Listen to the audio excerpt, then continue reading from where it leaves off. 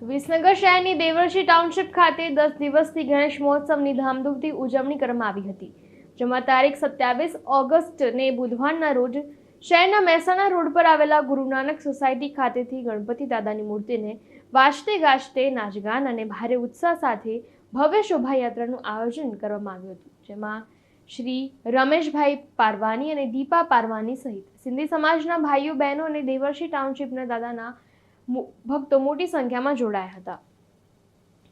તો આ શોભાયાત્રા મહેસાણા રોડથી નીકળીને 4 રસ્તાથી પસાર થઈ કૃષ્ણનગર પાસે આવેલી દેવર્ષી ટાઉનશીપ ખાતે પહોંચી હતી.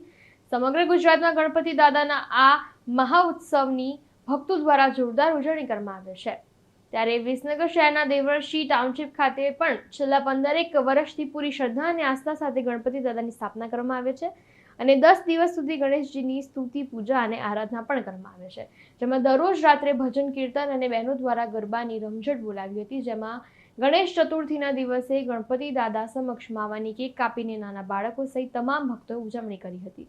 તો ગણેશ મહોત્સવની ધામધૂમથી ઉજવણી કર્યા બાદ 10મા દિવસે એટલે કે 6 સપ્ટેમ્બર 2025 એટલે કે શનિવારના રોજ દેવર્ષી ટાઉનશીપ વિસનગરથી નીકળીને વડનગર ખાતે આવેલા શર્મિષ્ઠા તળાવના કિનારે આ ગણપતિ દાદાની મૂર્તિનું વિસર્જન કરવામાં આવ્યું હતું.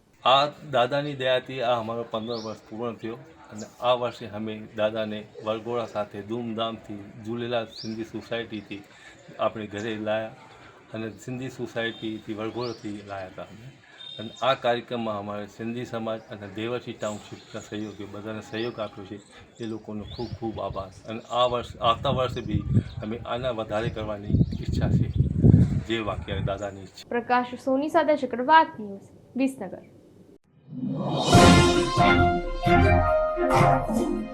Thank you.